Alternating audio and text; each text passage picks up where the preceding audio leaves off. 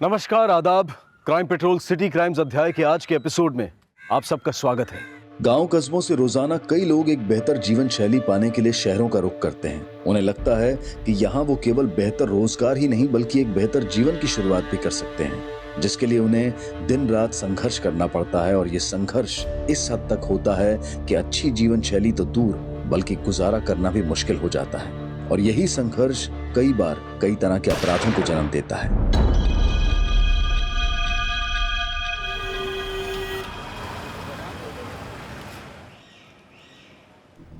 दया, डब्बा तैयार करो, हमको बहुत देर हो रहा है। हाँ हाँ बस कर रही हूँ, ला रही हूँ।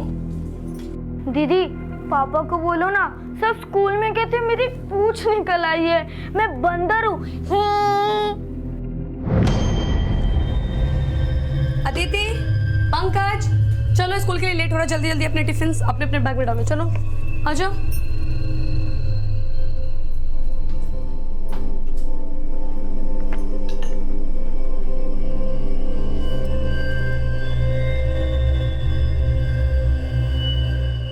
पापा वो हाँ बेटा बोलो, क्या बात है?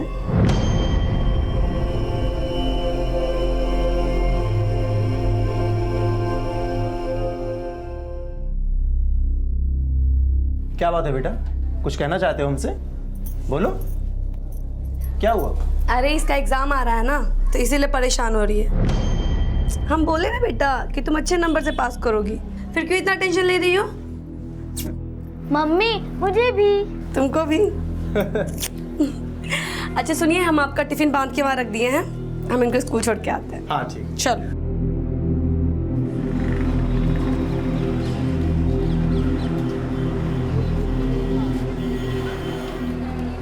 अरे रुको,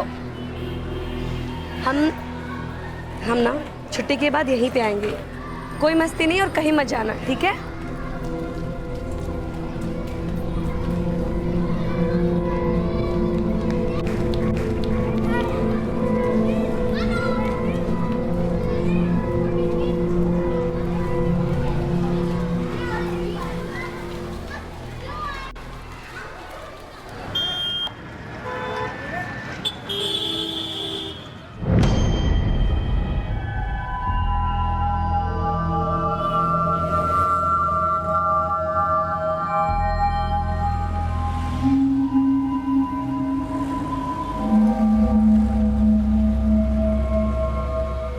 अंकल एक आइसक्रीम देना।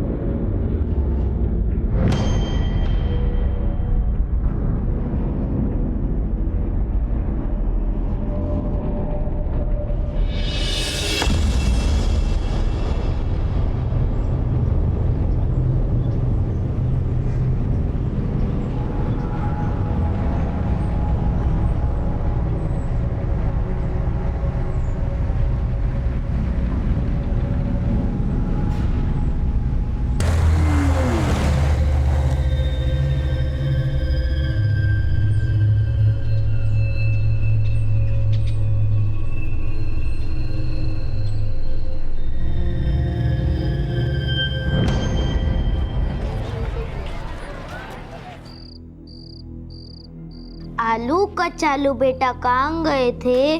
बंदर की झोपड़ी में सो रहे थे। आलू कचालू बेटा कहाँ गए थे? दीदी, मम्मी को बता दूं, आज आप सुबह में स्कूल के बाहर गए थे।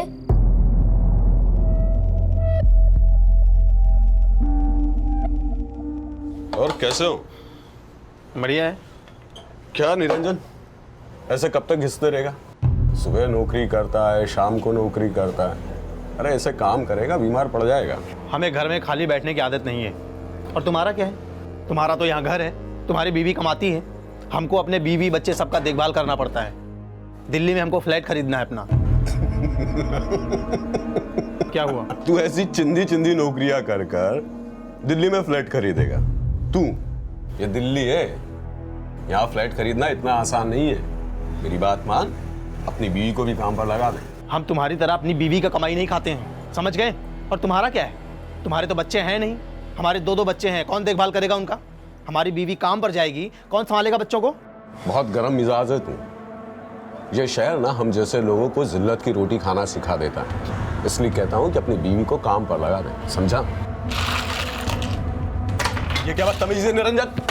हाँ? तूने जिल्लत की रोटी खाना सीख लिया है ना? अब ज्यादा चपड़ चपड़ करेगा ना तो इससे भी बुरा हाल करूंगा, समझ गया? अपना काम कर।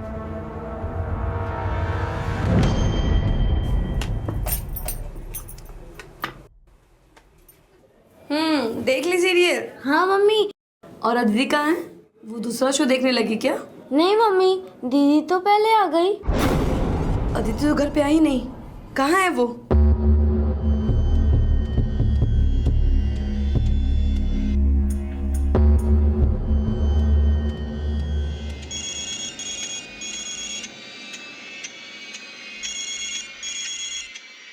हाँ दया बोलो। सुनिए जी, अदिति कहीं नहीं मिल रही है। क्या? वो श्रीधर के घर में टीवी देखने गई थी, पंकज लौट के आया लेकिन अदिति नहीं आई और श्रीधर भी घर पे नहीं है। अरे आस पड़ोस में पता करो, किसी और के घर में गई होगी। तुम पता करो, मैं यहाँ पर काम खत्म करके जल्दी आने की कोशिश करता हूँ, ठीक है?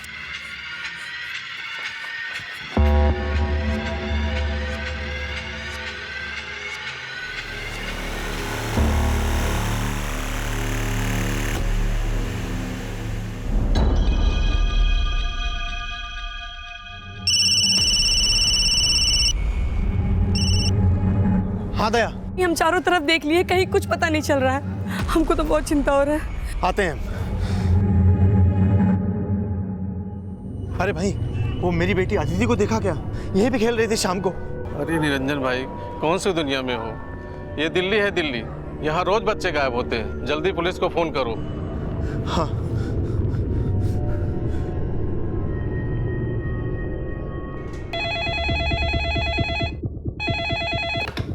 Hello, control room.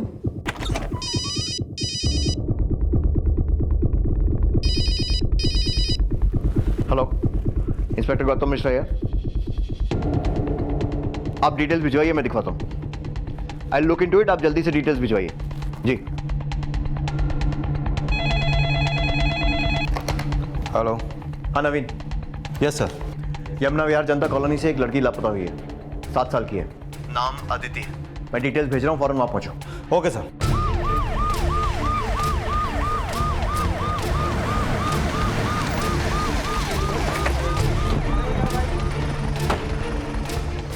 ये निरंजन यादव कहाँ रहता है? उसकी बेटी गायब हुई है ना? हाँ सर, ये इधर आइए। सर, हम तो अपने काम पर थे। दया का फोन आया कि अदिति नहीं मिल रही है। हमारा बेटा पंकज, अदिति हमारे पड़ोसी श्रीधर के यहाँ टीवी देखने गए थे। आपके पड़ोसी ने क्या कहा आपसे? सर, दोनों बच्चे करीब 9:15 के आसपास श्रीधर भैया के घर पे टीवी देखने गए थे। हम खुद अपनी आंखों से देख के आए थे। ये लोग कुछ छुपा रहे हैं सर। रेणुका, सबसे पहले उस कब्रिस्तान से ये कंफर्म करो कि इन्होंने आमिर को वहीं दफनाया है या नहीं। लेकिन जब अदिति नहीं आई तो हम दोबारा गए, वहाँ पे कोई नहीं था। सर, श्रीधर तो खुद हमारी दुकान पर आया था जहाँ हम काम करते हैं, 10 बजे करीब। 9:15 बजे आपकी बीवी ने श्रीधर को आपके बच्चों के साथ उसके घर पे देखा, और जैसा कि आपने बताया कि 10 बजे वो आपसे मिलने आपके सेठ की दुकान पर आया। आपकी सेठ की दुकान है कहाँ? यही पास में। लेकिन श्रीधर तो बोल रहा है कि जब वो हमारी दुकान पर आया था तब दोनों बच्चे टीवी देख रहे थे उसके घर में। श्रीधर भैया, अदिति कहाँ है? वो आपके घर टीवी देखने आई थी पंकज के साथ। पंकज आया लेकिन अदिति नहीं आई, कहाँ पे है वो? हम तो तभी निकल गए थे वहां से, और दोनों को बोल भी दिए थे कि हम बाहर जा रहे हैं और तुम लोग टीवी देख लो, तो दरवाजे की कुंडी बाहर से लगाकर घर चले जाना। क्या लगता है गुप्ता, ये श्रीधर का हाथ है क्या बच्ची के गायब होने में? कनेक्शन हो भी सकता है सर, क्योंकि बच्चे उसी के घर में टीवी देख रहे थे। ठीक है, फिलहाल बच्ची का फोटो सर्कुलेट करवाओ और आसपास पूछताछ करो। मैं पहुंच रहा हूँ। Okay sir. अदिति को गायब हुए 2 घंटे बीत चुके थे, लेकिन अब तक अदिति से जुड़ी कोई भी लीड सामने नहीं आई थी। वहीं अदिति के माता पिता को कई तरह की आशंकाएं घेर चुकी थीं, जो किसी भी तरह के नतीजे से ज्यादा भयावह थी।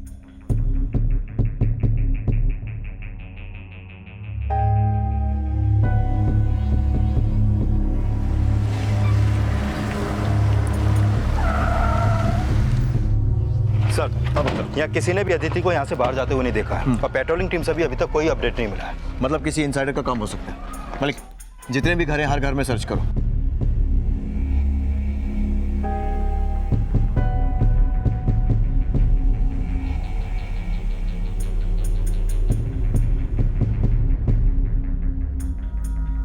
अदिति का भाई कहाँ है जो उसके साथ टीवी देखने गया था? वो तो रो रो के सो गया है अंदर। आपने कुछ पूछा उससे, कुछ बताया उसने? सर वो कह रहा है कि अदिति श्रीधर के घर से पहले ही निकल गई थी अपने घर आने के लिए। श्रीधर कहाँ रहते हैं? यही पड़ोस में।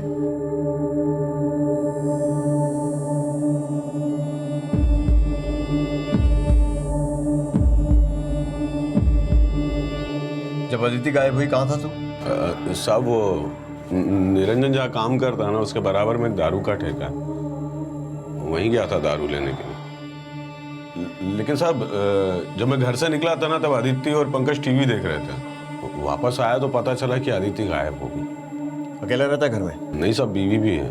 वो पास ही में एक फैक्ट्री है, वहाँ पर एम्ब्रॉयडरी का काम करती, नाइट शिफ्ट है उसकी साहब। वो रोज काम करती है और तू रोज दारू पीता है? हाँ, नहीं मतलब कभी कभी मन करता है तो पी लेता हूँ। अदिति के गायब होने में तेरा हाथ तो नहीं है ना? अरे नहीं साहब, वो तो मेरी बेटी जैसी थी। और जब आदित्य गायब हुई थी तो मैं तो घर पर था ही नहीं, निरंजन के साथ था। चाहो तो आप उससे पूछ लो साहब। सर बिल्डिंग में हर जगह देख लिया लेकिन कुछ पता नहीं चला। छत पर देखा? नहीं सर।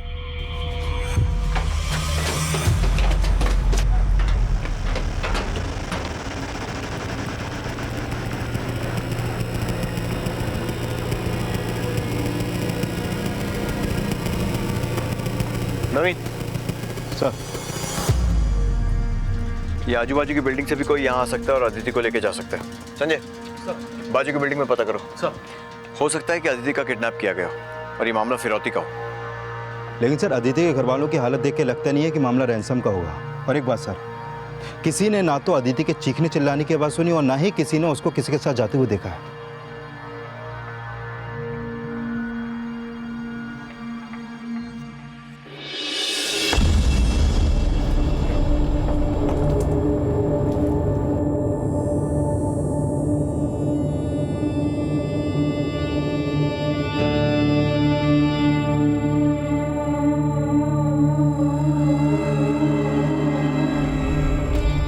Let's go.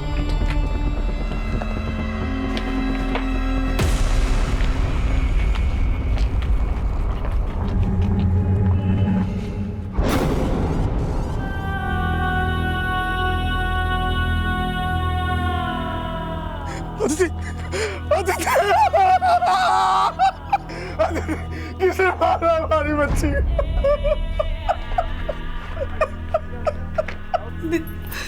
अरे मुझे कोई कुछ बता क्यों नहीं रहा? कहाँ है अदिति? अदिति है, इधर ही है। मेरी बेटी कहाँ है? नवीन लगता है कोई फुसलाकर इस बच्ची को उस छत पर लेकर आया होगा। वहाँ इसके साथ सेक्सुअल असॉल्ट किया और उसके बाद वहीं पर मार दिया। अब ऐसा करने वाला इन दोनों बिल्डिंग में रहने वाला कोई भी हो सकता है। यहाँ रहने वाले हर आदमी की लिस्ट बनाओ। हो सकता है शायद किसी की इस पे पहले से बुरी नजर हो। आदिति के अड़ोस पड़ोस में रहने वाले हर इंसान की डिटेल्स ली जा रही थी।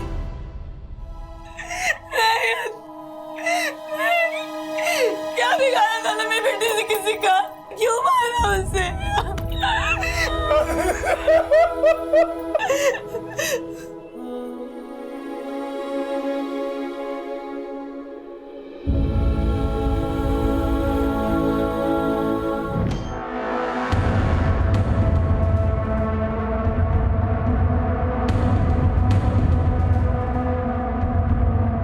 पहले तू खुद अपने फ्लैट से निकला, फिर अदिति को इशारे से बुलाया और तू ही उसे अपने साथ लेके छत पे गया, उसका रेप किया, उसे मार के फेंक दिया। नहीं सर, मेरा यकीन करो, मैंने कुछ नहीं किया।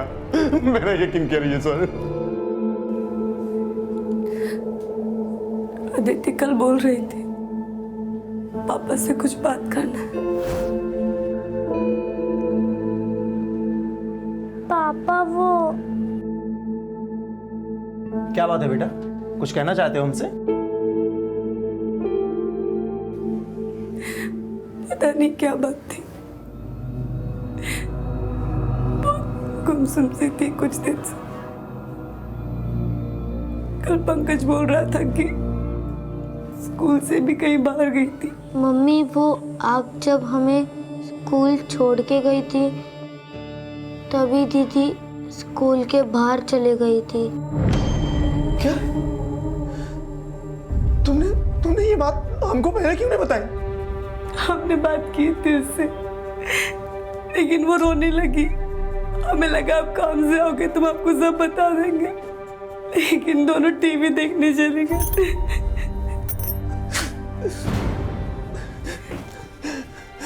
हे बेटा, पंकज बेटा, दीदी स्कूल से कहाँ गई थी? कुछ पता है तुम्हें? ये पंकज भी तो टीवी में ही घुसा रहता है। इसकी दीदी कहाँ गई इसको कुछ पता नहीं चला। बेटा याद करने की कोशिश करो, जब तुम और दीदी टीवी देख रहे थे तो दीदी कहाँ चली गई थी? कुछ जानते हो बेटा?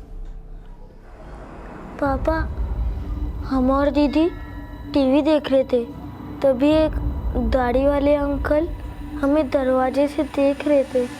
दाढ़ी वाले?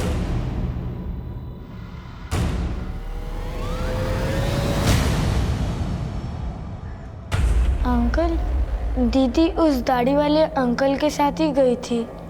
आप जानते हो उन्हें? कौन थे वो?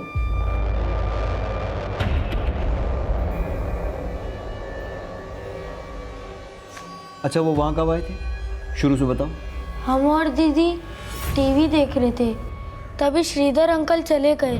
बच्चों मैं बाहर जा रहा हूँ, तुम लोग टीवी अगर देख लो तो बाहर से दरवाजा लगाकर बंद कर देना।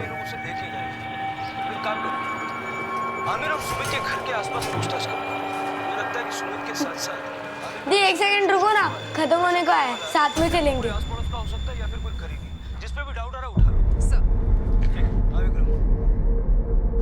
हमने देखा दीदी उस दाढ़ी वाले अंकल के साथ ही गई थी। सर, आपको एक बात और बतानी थी। क्या? पंकज बता रहा था कि अदिति कल स्कूल से कहीं बाहर गई थी और छुट्टी होने पर आई थी। कहाँ चली गई थी? ये तो पंकज को भी नहीं मालूम, लेकिन अदिति ने ऐसा पहले कभी किया नहीं है। क्या उसको स्कूल में किसी से कोई परेशानी थी? लगता तो नहीं सर। पैसों की तंगी की वजह से इस बार हम सही समय पर फीस नहीं जमा कर पाए थे, तो इन दोनों को प्रिंसिपल ने सजा दी थी। हमें और दीदी को क्लास के बाहर खड़ा किया था।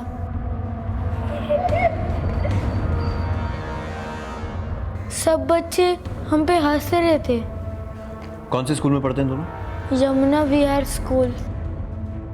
इनके स्कूल में पता करवाओ और इनके आसपास रहने वाले जितने भी दाढ़ी वाले लोग हैं सबकी शिनाख्त का बंदोबस्त करो। Okay sir. अदिति के भाई पंकज के बयान के आधार पर अब माना जा रहा था कि अदिति के साथ उस रात जो कुछ भी हुआ था उसमें किसी दाढ़ी वाले आदमी का हाथ था, और अदिति के भाई से उनके घर के आसपास सभी आदमियों की पहचान करवाने की कोशिश की जा रही थी। वहीं पुलिस की एक टीम अदिति के स्कूल में भी पूछताछ कर रही थी। सर, वैसे अदिति तो स्कूल कभी बंक नहीं करती, मुझे लगा वो कल एब्सेंट होगी। लेकिन हमें पता चला है कि फीस ना भरने की वजह से अदिति और उसके भाई को पनिशमेंट दी गई थी। सर वो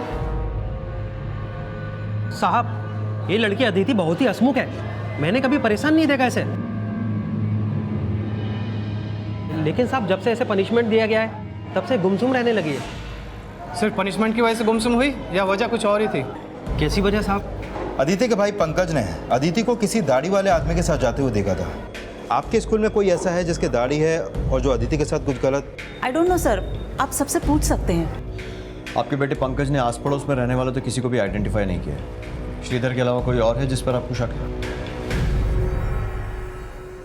दया, कहीं सिकंदर बाजवा तो नहीं? ये सिकंदर बाजवा कौन? सर, अदिति बहुत शरारती थी। एक बार खेल खेल में ही बाजवा के बेटे पे बस पेन की स्याही डाली थी उसने।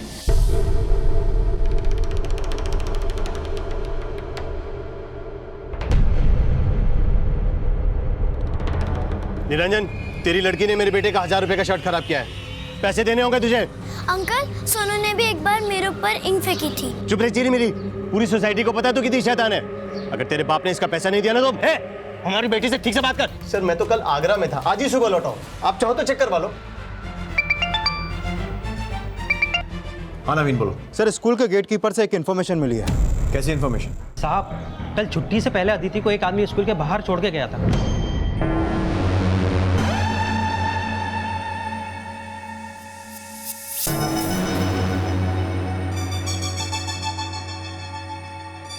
रुक बेटा रुक। इस वक्त? अभी तो स्कूल की छुट्टी होने वाली है। और वो आदमी कौन है जो अभी छोड़ के गया? तुम्हारी मम्मी कहाँ है? बोलो बेटा कुछ। बच्ची कुछ नहीं बोली और फिर एकदम से स्कूल की छुट्टी हो गई और वो अपने भाई के साथ चली गई। वो आदमी जो अदिति को छोड़ के गया, उसको पहले भी कभी देखा अदिति के साथ? नहीं साहब, मैं नहीं जानता वो आदमी कौन था। उस आदमी का स्केच बनवा सकते हो? हाँ साहब, बनवा सकता हूँ।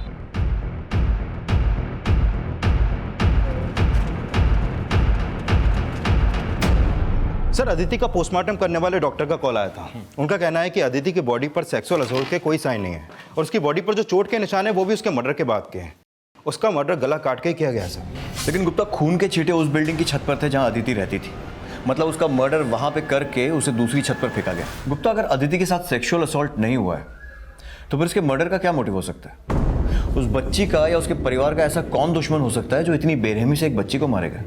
लेकिन अदिति के भाई का कहना है कि उसने किसी दाढ़ी वाले के साथ अदिति को जाते हुए देखा था। दीदी उस दाढ़ी वाले अंकल के साथ ही गई थी। सर, श्रीधर तो कुछ नहीं कबूल रहा है। तो फिर सर ऐसा कौन दाढ़ी वाला हो सकता है जिसने अदिति का मर्डर किया?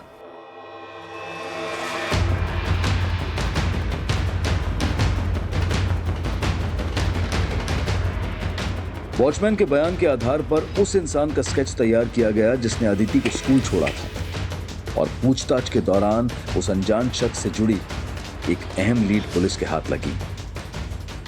साहब, इस आदमी और बच्ची को तो मैंने देखा यहाँ। इस बच्ची ने मुझसे आइसक्रीम खरीदी और सीधा पार्क में चली गई।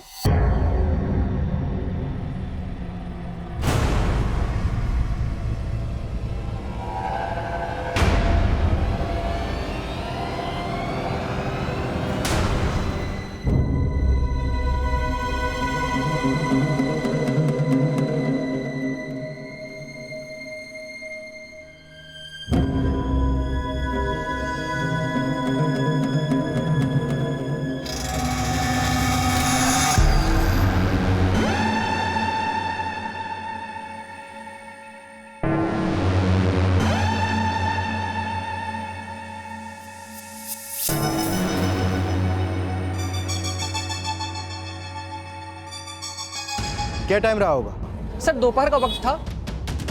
इस बच्ची और इस आदमी के बारे में कुछ और जानते हो तुम? सर, इस आदमी के बारे में तो नहीं, लेकिन इस बच्ची के बारे में जानता हूँ सर। ये अक्सर जो है हमारे यहाँ आइसक्रीम खरीदने आती थी सर ये। लेकिन सर कल इसके पास 100 के कई सारे नोट थे। अरे इतने सारे पैसे कहाँ से लाई बिटिया? आपसे मतलब 10 रुपए काट के 90 रुपए वापस करो। हिसाब किताब में तो बिटिया बहुत तेज हो।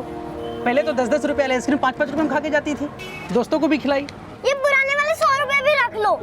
मैं जो दोस्तों के साथ खाए थे ना वो भी रख लो और ये एक्स्ट्रा वाले भी रख लो।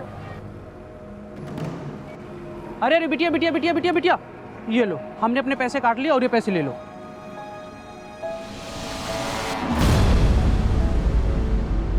लेकिन सर जब वो बच्ची पहले आइसक्रीम खाने आती थी तो उसके पास पूरे पैसे भी नहीं होते थे, लेकिन कल बहुत पैसे थे सर उसके पास।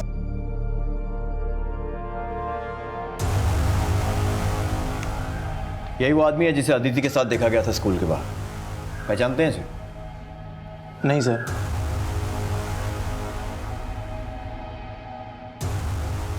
सर ये तो यहीं का एक इलेक्ट्रीशियन है। इलेक्ट्रीशियन?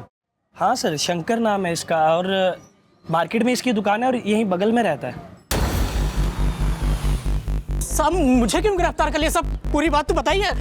साहब मैं मानता हूँ दोपहर को उस बच्ची को मैंने उसके स्कूल के बाहर छोड़ा, लेकिन साहब मैंने ऐसा कुछ भी नहीं किया। तो फिर अदिति के साथ पार्क में कर क्या रहा था तू? मैं पार्क के पास से जा रहा था तो उस बच्ची को मैंने पार्क में अकेले देखा। बेटा क्या हुआ, स्कूल नहीं गया आज क्या? लेकिन साहब उसने मुझसे कोई बात नहीं की। साहब वो काफ़ी घबराई हुई लग रही थी, इसलिए मैंने उसे स्कूल के बाहर छोड़ दिया जाके। सर आजकल आए दिन बच्चों के साथ पता नहीं क्या क्या होता रहता है, इसलिए मैंने इंसानियत के नाते उस बच्ची को स्कूल के बाहर छोड़ दिया। तू बातें तो बहुत अच्छी कर रहा है, लेकिन तेरी बातें सुनकर एक कहावत याद आ गई, मुंह में राम बगल में छुरी। साहब आप कहना क्या चाहते हैं? यही कि शायद गंदी नज़र से तू उससे रोज मिलता हो और पैसे का लालच देकर उससे जान पहचान बढ़ा रहा था। नहीं साहब हमने ऐसा कुछ भी नहीं किया। वो हम पता लगा लेंगे।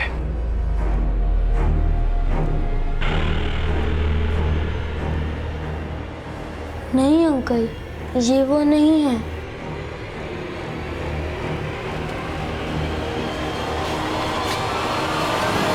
एक बात और पता चली हमें, उस दिन अदिति के पास 600-700 रुपए थे। आइसक्रीम वाले ने भी उसके पास पैसे देखे थे और उसके स्कूल से भी ये बात कंफर्म हुई है। और उसके एक दिन पहले भी उसके पास 100 के नोट मिले। क्या? उसके पास इतने पैसे कहाँ से आए? तो तुमने वो पैसे उसे नहीं दिए? सर, हमारी हालत ऐसी नहीं है कि हम बच्चों को इतने पैसे दे सकें। तो फिर इतना पैसा उसके पास कहाँ से आया? सर, हमारी समझ में तो कुछ भी नहीं आ रहा है। शायद तुम्हारी बीवी को कुछ मालूम है। क्या अदिति के पास 100 के नोट? लेकिन वो कहाँ से लाएगी इतने पैसे? दया, यही तो हम भी नहीं समझ पा रहे हैं। और पंकज ने भी पुलिस के सामने यही बोला कि इसने अदिति के पास बहुत सारे पैसे देखे। क्यों? हाँ, दीदी ने मुझे चॉकलेट खरीद के दी थी, तभी मैंने बहुत सारे पैसे देखे।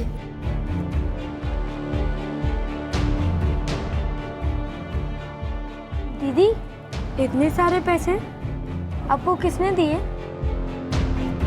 दीदी ने हमें कुछ नहीं बताया। और तूने हमें पहले क्यों नहीं बताई ये बात? हमें लगा अब दीदी के ऊपर गुस्सा करोगी। निरंजन की आर्थिक स्थिति बेहद कमजोर थी और ऐसे में निरंजन की 7 साल की बेटी के पास 700-800 रुपए होना काफी चौंका देने वाली बात थी।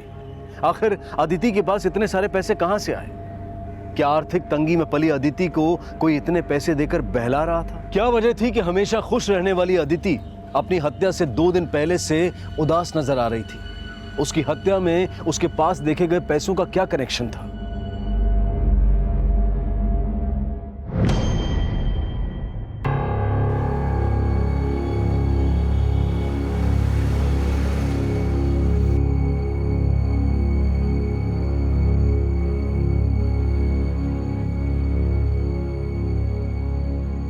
सेठ जी, हम आपके जिस फ्लैट में रहते हैं उसका किराया 5,000 से ज़्यादा नहीं है और हम शाम को 4 बजे से लेकर रात 11 बजे तक जितना काम आपके लिए करते हैं उसकी तनख्वाह कम से कम 7,000 होना चाहिए। कायदे से आप 5,000 काट के 2,000 कैश मुझे और दो। तुमने खुद माना था कि तुम मेरे यहाँ पर नौकरी करोगे और मैं तुमसे भाड़ा नहीं लूंगा।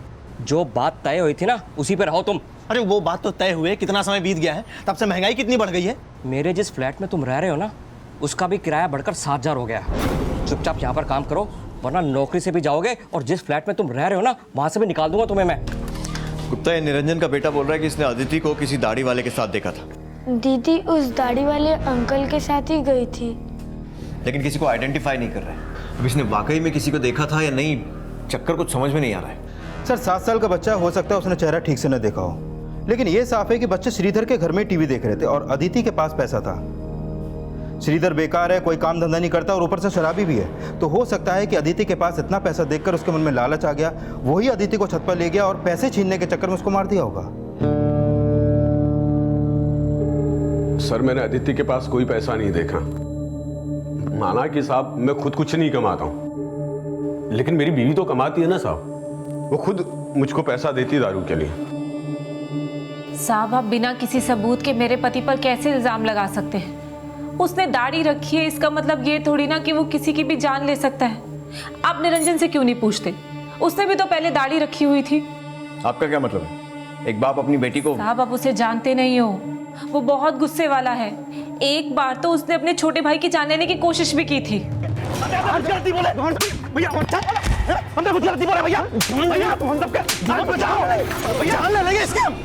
तुमने अपनी बीवी के लिए हमारी जान लेने की कोशिश की, हम छोड़ेंगे नहीं तुम्हें, मार डालेंगे तुमको। अब माना साहब कि मेरा पति दारू पीता है, लेकिन निरंजन तो उससे भी ज्यादा गुस्से वाला है। देखिए साहब, हम नहीं जानते कि उसकी बेटी को किसने मारा है, लेकिन हम सच कह रहे हैं कि हमारे पति ने कुछ नहीं किया है। सर, हमारी और हमारे छोटे भाई की आपस में कभी नहीं बनी और इसीलिए उसकी जान लेने की कोशिश की। जान लेने की कोशिश नहीं सर, बस थोड़ी सी मारपीट हुई थी। क्यों? दरअसल सर, दया दूसरे जात की है। 8 साल पहले हमें उससे गांव में प्रेम हो गया था। हमारे घर वाले नहीं चाहते थे कि हम उससे शादी करें, फिर भी हमने दया से शादी की। उसको लेकर यहाँ दिल्ली आए। यहाँ हम छोटी मोटी नौकरी करने लगे। हम अपने घर वालों को दिखाना चाहते थे कि हम उनके भरोसे नहीं हैं। अपनी कमाई से दिल्ली में खुद का घर खरीदेंगे। कुछ टाइम पहले हमारा भाई अविनाश दिल्ली हमारे घर आया। देखो भैया, हम यहाँ पर इसलिए आए हैं क्योंकि माँ बीमार है और तुमसे मिलना चाहती है। तुमको तो कभी उनका फिक्र हुआ नहीं है, लेकिन वो तुमको याद कर करके मर रही है। हाँ तो ठीक है, मिलाएंगे माँ से, और क्या। और अकेले ही जाना। अपने बीवी बच्चा को लेके गए तो उन्हें देखते ही मर जाएगी वो। इन्हें अपना दुश्मन मानती है वो। अपनी उल्टा बीवी और उसके बच्चों की शक्ल कभी अम्मा को दिखाना मत। अपनी क्या गलत बोल रहे हैं? भाभी के बारे में क्या बोल रहा है? क्या बोल रहा तू? मारोगी मुझे। मैं नहीं निकलता भैया, हमको छोड़ बाहर निकल। अविनाश ने हमारे बीवी बच्चों के बारे में बहुत गंदा बोला, बर्दाश्त नहीं हुआ। गांव कहाँ है तुम्हारा? बलिया, लेकिन अविनाश यहीं रहता है दिल्ली में। दिल्ली में कहाँ? यहीं पास में गोकुलपुरी। सर शायद निरंजन का इंटरकास्ट मैरिज करने का खामियाजा उसकी बेटी अदिति को उठाना पड़ा हो सकता है कोई निरंजन के बीवी बच्चों को मारकर उसे अकेला करना चाहता हो, जिससे वो गांव वापस चला जाए। हो सकता है। गुप्ता इसके भाई से मिलो और पता करो। Okay sir.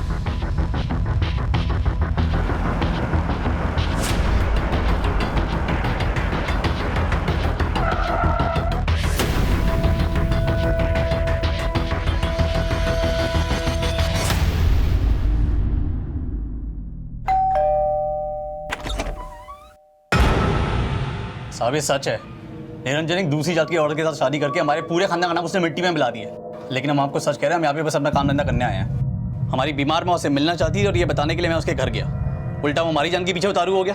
तो फिर ऐसा तो नहीं कि उससे बदला लेने के लिए तूने उसकी बेटी को मार दिया? साहब लगता है निरंजन ने हमसे बदला लेने के लिए आपको हमारे खिलाफ भड़काया है और अपना किया छिपाने के लिए हमें फंसा रहे हैं। आपने किया मतलब? तुम कहना चाहते हो कि निरंजन ने ही अपनी बेटी को मारा है? साहब देखिए, वो हमेशा से गर्म मिजाज का रहा है और अब गरीबी के कारण उसका दिमाग और भी खराब हो गया। साहब गांव में अच्छी भली खेती बाड़ी करता रहा और यहाँ पैसे के मत आ जाए। साहब हो सकता है गरीबी के बोझ में उसने अपना एक बोझ कम करने के लिए अपनी बेटी की जान ले ली हो। सर ये साफ है कि निरंजन की आर्थिक हालत ठीक नहीं, लेकिन हैरानी की बात तो यही है कि आखिर अदिति के पास इतने पैसे आए कहाँ से? और अब निरंजन का भाई अविनाश ये शक जता रहा है कि हो सकता है कि निरंजन ने ही गरीबी से तंग आकर अपनी बेटी को मारा हो। खुद को बचाने के लिए झूठ भी बोल सकता है। अदिति के मर्डर वाली रात इस अविनाश की एक्टिविटीज पता करो और इस निरंजन को भी इन्वेस्टिगेट करो। पंकज ने अदिति को किसी दाढ़ी वाले के साथ देखा था, ये बात निरंजन ने हमें मर्डर के अगले दिन बताई थी। अंकल, दीदी उस दाढ़ी वाले अंकल के साथ ही गई थी। हो सकता है उसी ने अपने बेटे को ये बात पढ़ाई हो और उसके बाद कभी श्रीधर और अब अपने खुद के भाई अविनाश पर शक जता रहा है। निरंजन जहां पर काम करता है वहां से उसके घर पहुंचने में मुश्किल से 5 से 7 मिनट लगते हैं। पता करो कि मर्डर वाली रात को 9 से 10 के बीच में वो कहीं गायब हो सके। Okay sir.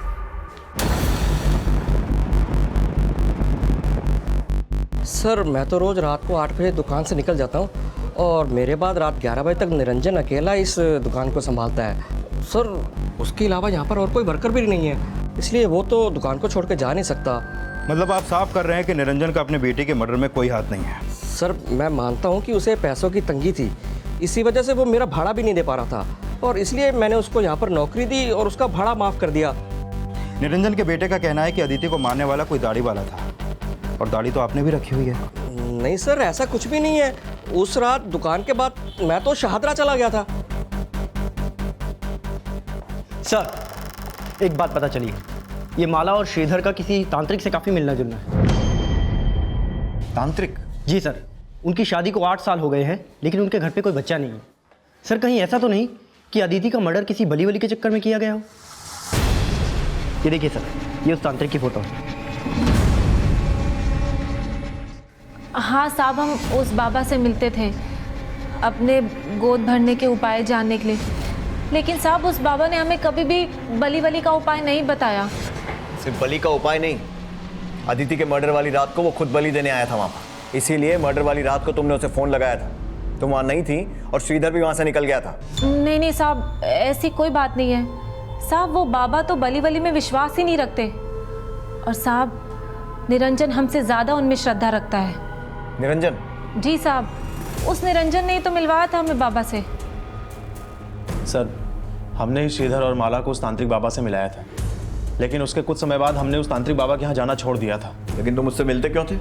सर हमें कुछ अच्छा काम नहीं मिल रहा था, घर का खर्चा बड़ी मुश्किल से चल रहा था, तो हमने सोचा कि शायद बाबा के उपाय से कुछ चमत्कार हो जाए, हम दिल्ली में अपना घर खरीद सकें।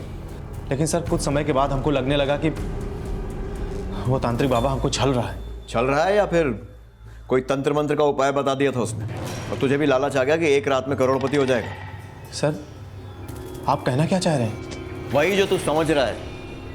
कहीं ऐसा तो नहीं है ना कि अदिति का खून किसी तंत्र मंत्र के चक्कर में हुआ और तूने ही अपनी बेटी? नहीं सर, अगर उसने हमारी बेटी की बलि के उपाय के बारे में कहा होता हम उसको वहीं काट डालते। अच्छा, और अदिति का गला किसने काटा?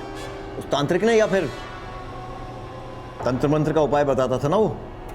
तू ये बता कि उसने किसको उपाय बताया, तुझे या फिर श्रीधर और उसकी बीवी को? आर्थिक तंगी से जूझता निरंजन जल्द से जल्द अमीर बनने की मृत तृष्णा में अपनी कमाई का एक बड़ा हिस्सा एक तांत्रिक की दक्षिणा में खर्च कर रहा था। वो सोच रहा था कि वो तांत्रिक उसकी जिंदगी में एक ऐसा चमत्कार कर देगा जिसके बाद वो रातों रात अमीर बन जाएगा और दिल्ली जैसे शहर में उसका अपना घर होगा। लेकिन सच्चाई ये थी कि अपने परिवार की बुनियादी जरूरतों को पूरा करने के लिए उसे 16-16 घंटे काम करना पड़ रहा था। पर क्या कोई बाप अपनी गरीबी के बोझ को कम करने के लिए अपनी ही बेटी को मारेगा? या फिर जल्द से जल्द अमीर बनने का कोई झूठा भ्रम उसे ऐसा करने के लिए ललचा देगा?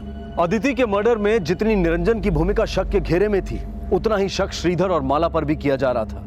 और यह जानने की कोशिश भी की जा रही थी कि कहीं उस तांत्रिक के छलावे में आकर उन्होंने अदिति का मर्डर तो नहीं किया था। और इस राज को जानने के लिए अब उस तांत्रिक की भूमिका को भी टटोला जा रहा था। कैसी बात कर रहे हैं आप? हम किसी को बलि का उपाय नहीं बताते। लेकिन मुझे लगता है कि तूने बताया है, या तो श्रीधर या उसकी बीवी को या फिर अदिति के बाप निरंजन को। खैर सच क्या है वो तो हम उगलवा ही लेंगे। नवीन लेके चलो इसको। ऐसे कैसे आप किसी को ले जा सकते हैं?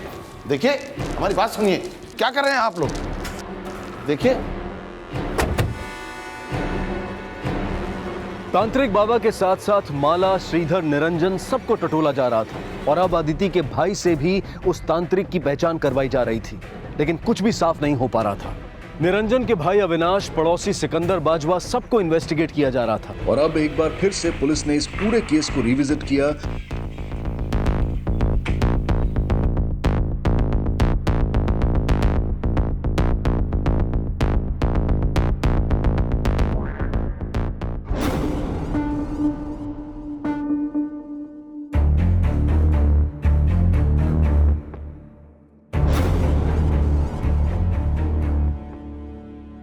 पापा वो हाँ बेटा बोलो, क्या बात है?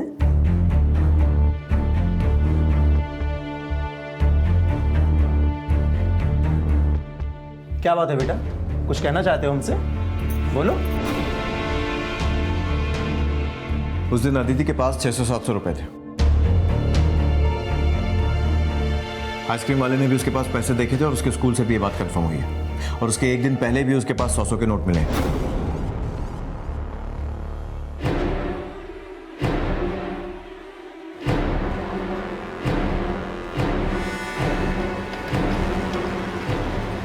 जिस एरिया में अदिति का मर्डर हुआ था, वहां के तकरीबन 400 लोगों के कॉल रिकॉर्ड्स खंगाले गए और बहुत जल्द पुलिस के हाथ एक अहम लीड लगी।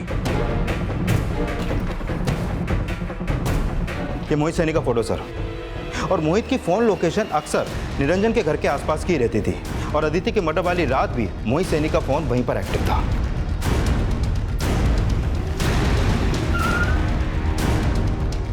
सर मैंने क्या किया सर? सर मैंने क्या किया सर?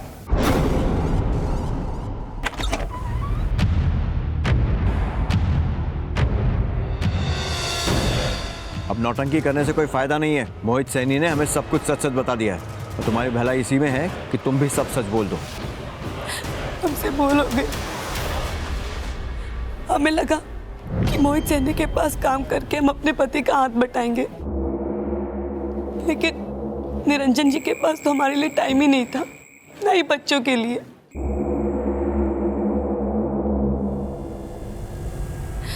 मोहित के यहाँ काम करके हमें पता ही नहीं चला कि कब हम दोनों एक दूसरे के इतने करीब आ गए। फिर एक दिन निरंजन जी हमसे बोले, बच्चों को तुम्हारी ज़रूरत है। हम इतने काबिल हैं कि अपनी कमाई से हम अपने बीवी बच्चों को पाल सकते हैं। तुम ये काम छोड़ दो बस। हमने काम छोड़ दिया था, लेकिन मोहित और मेरी फ़ोन पे बात होती थी।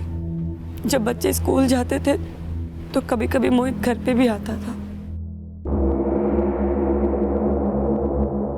और उस दिन अदिति की तबीयत खराब हो गई थी और वो स्कूल से जल्दी आ गई घर।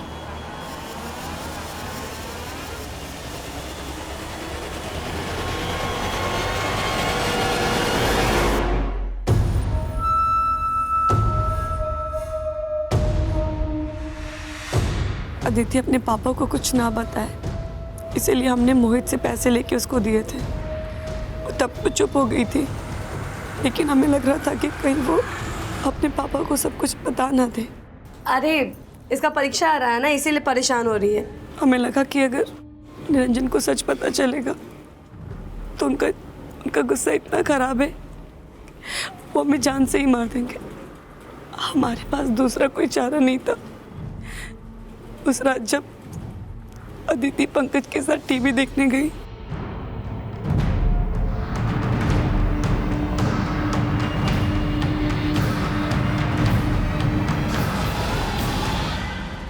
हम अदिति को बुलाने गए तो वहाँ श्रीधर था। जब हम थोड़ी देर बाद फिर गए तो श्रीधर वहाँ पे नहीं था। हमने अदिति को इशारे में बुलाया और छत पे लटके गए। मेरे पास कोई दूसरा चारा नहीं बचा था। न अपने पति को छोड़ सकती थी और न ही मैं मोहित को छोड़ना चाहती थी। बेटा, मम्मी से गलती होगी, मम्मी को माफ कर दे। पापा को कुछ मत बताना, ठीक है? नहीं मम्मी, हम पापा को सब कुछ बता देंगे। पापा ने बोला झूठ बोलना पाप है। बेटा, मम्मी आपसे बहुत प्यार करती है, पापा को बस कुछ मत बताना, ठीक है? अगर तुम अदिति को श्रीधर के यहाँ से लेकर गई थी तो फिर पंकज ने ये क्यों कहा कि उसने किसी दाढ़ी वाले आदमी को देखा था? हमने बोला था उससे, हमने बोला था कि अगर वो ऐसा नहीं बोलेगा तो अदिति की तरह हम भी से छोड़ के चले जाएंगे। हमें लगा कि अगर वो ऐसा बोलेगा तो आप मान लोगे कि श्रीधर नहीं उसे अपना झूठ छुपाने के लिए अपनी बच्ची की जान ले ली। ऐसी माँ हो तो।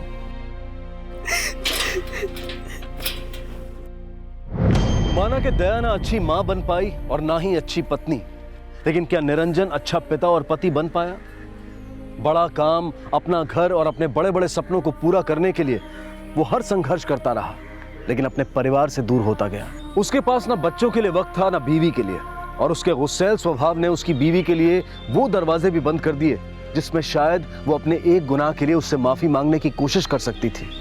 लेकिन उसके डर ने उससे एक गुनाह को छिपाने के लिए ऐसे कई गुनाह करवा दिए जिसने पूरे परिवार को बिखेर कर रख दिया। नमस्कार, आदाब। क्राइम पेट्रोल सिटी क्राइम्स अध्याय के आज के एपिसोड में आप सबका स्वागत है। कहते हैं कि परिवार जब साथ होता है तो ज्यादा महफूज होता है, लेकिन आए दिन जिस रफ्तार से भारत के शहर प्रगति कर रहे हैं उसी रफ्तार से परिवार भी बिखरते जा रहे हैं। शहरों में बड़े घर में बड़े परिवार साथ तो रहते हैं, लेकिन एक ही छत के नीचे अलग आशियाना बसा लेते हैं, और कई बार यही दूरी अपराध को जन्म देती है।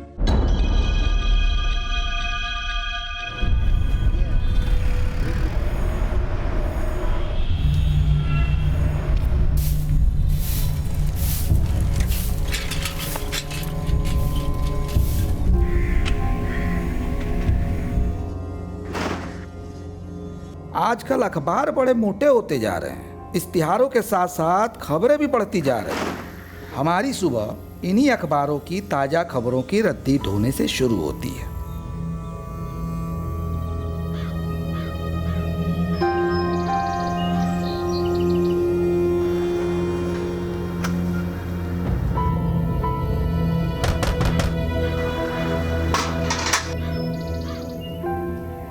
तुलानी सेठ के 5 पांडवों के 5 घर और हम उसका अकेला चक्करधारी। बंसी वाले से ज्यादा प्रेशर का काम है, पर हमारा प्रेशर किसी को दिखाई नहीं देता। प्रणाम काकी। Good morning. पेपर क्या है चोटी काटने वाले का राज? 5 राज्यों में से 100 से ज्यादा महिलाओं की चोटी का क्या कर दी आरती? देखिए चला कर। सॉरी आरती, चल ब्रेकफास्ट कर ले। हाँ दीदी।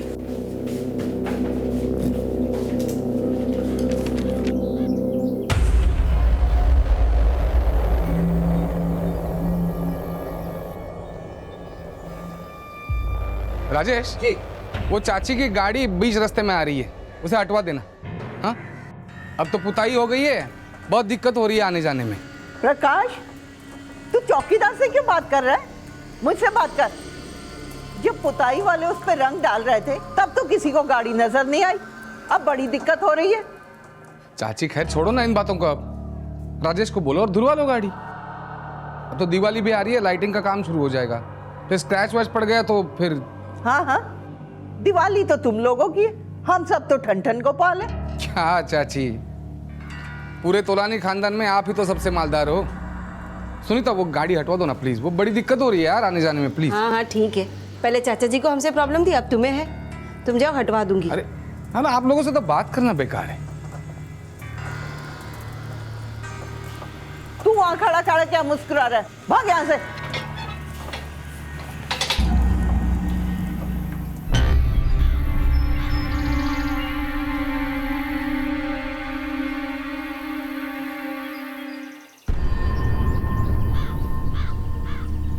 राजेश। जी जी रोहित बाबा, आ रहा हूँ आ रहा हूँ। जी रोहित बाबा, ये गेट क्यों खुला है? रोनित बाबा, हम तो दूध अखबार और फूल देने के लिए गए थे। आपके ताऊ जी के बेटे हैं ना प्रकाश जी, वो बाहर गए थे, शायद उन्होंने ही खोल दिया होगा। ध्यान रखा करो जी, और गेट के पास रहा करो हमेशा। जी जी। माँ, मेरे और नीलम के साथ जो होना था वो तो हो गया, अब कुछ भी करके आरती की शादी करा दीजिए। किससे करा दूं? 36 लड़के वाले इसको देख के जा चुके हैं, पर इस पगली को तो कोई पसंद ही नहीं करता। क्या बोला? अरे हाँ चल बोल। आंचल दीदी का फोन। अरे क्या कर रही लड़की बात? हाँ दी, आपको पता, माँ ने मुझे वापस पगली बोला। अच्छा ठीक है, मैं मनाली से वापस आऊंगी तब माँ से बात करती हूँ। अब मनाली जा रहे हो? सेकेंड हनीमून, मेरा तो फर्स्ट भी नहीं हुआ। अरे क्या नाप शनाप बके जा रही है? कोई उससे फोन लेके दे, मुझे बात करनी है आंचल से। नहीं पहले मुझे ला मेरी बात करा। नहीं पहले मुझे बात करनी है। मुझे बात करनी है। नहीं आरती, नीलम दीदी को फोन दो, मुझे नीलम दीदी से बात करनी है।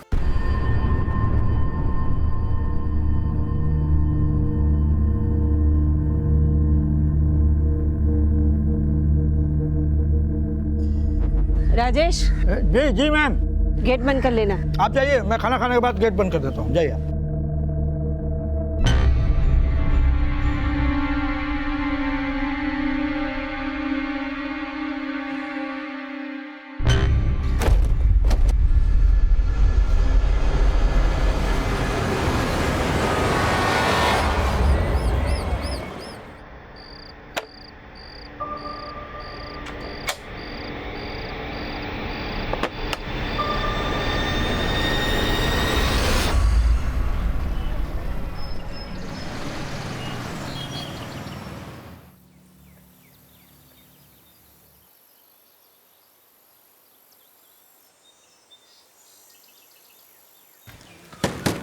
राजेश भाई,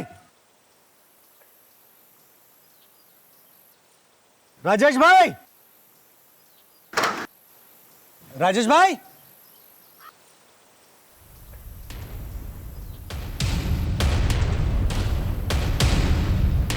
राजेश भाई,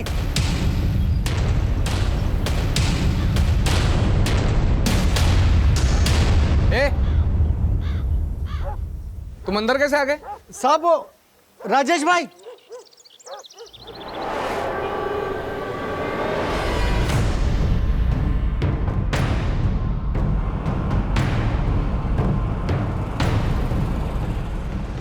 ये आइए, एक सेकंड। सर आइए, यहाँ हटिए आप लोग, प्लीज साइड देना, साइड होइए।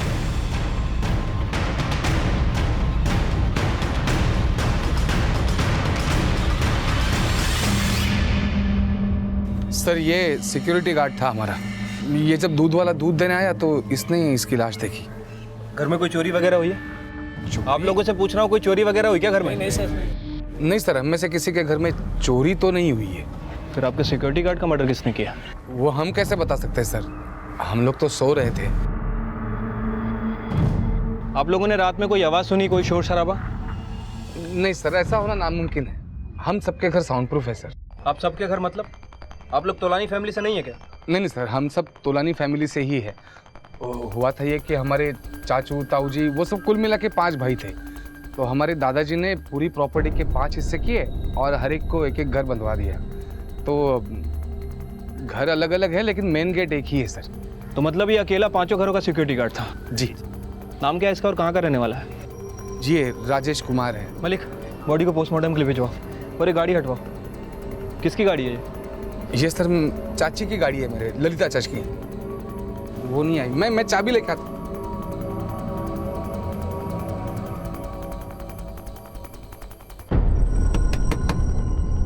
सुनीता चाची, रोनित, रोनित!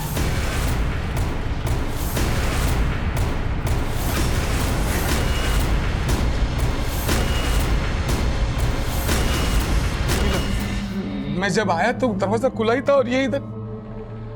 हटिया पीछे। और कौन रहता है यहाँ पे? मेरी चाची और उनकी बेटी है। सुनीता, चाची!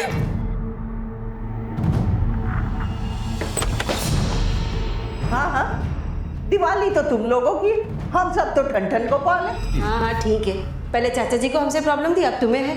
हाँ दी, आपको पता, माँ ने मुझे वापस पगली बोला।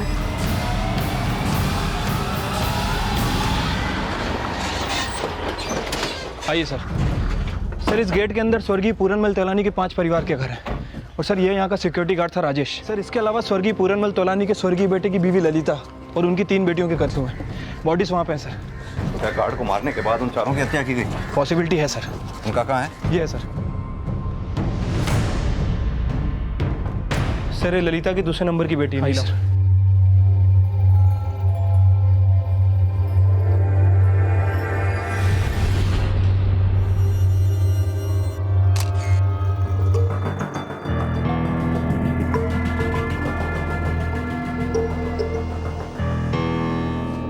सर इन तीनों ही बॉडी पे ज्वेलरी इंटैक्ट है और सर ये कबर्ड खुला हुआ था।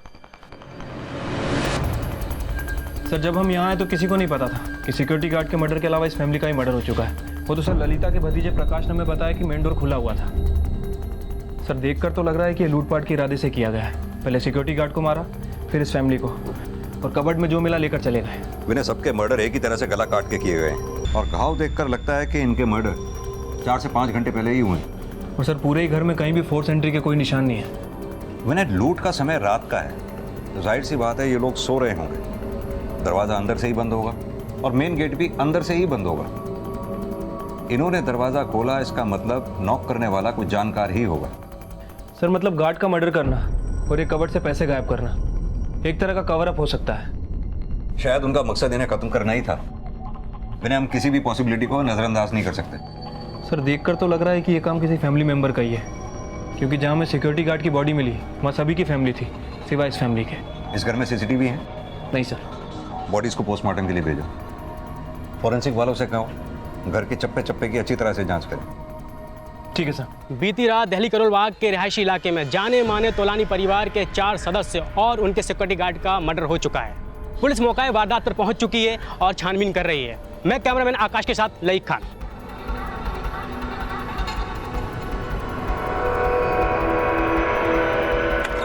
आपको कितने बजे पता चला कि आपके गार्ड का मर्डर हो गया? सर सुबह 7 बजे सर।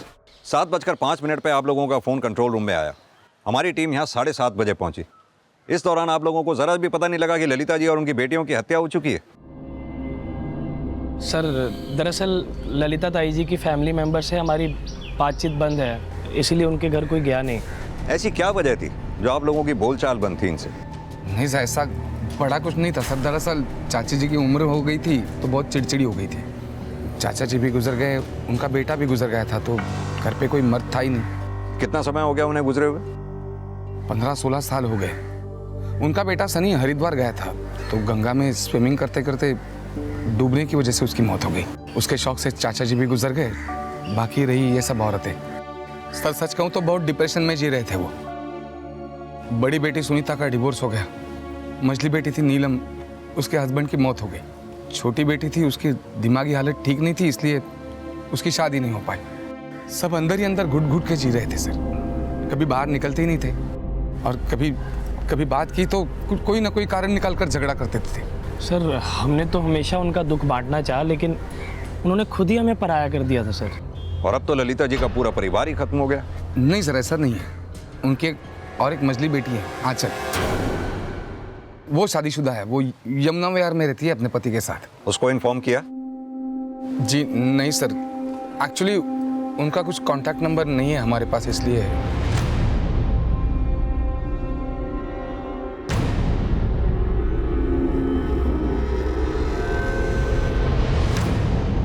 सर पूरे घर की तलाशी ले ली लेकिन कहीं भी कोई मर्डर वेपन नहीं मिला है।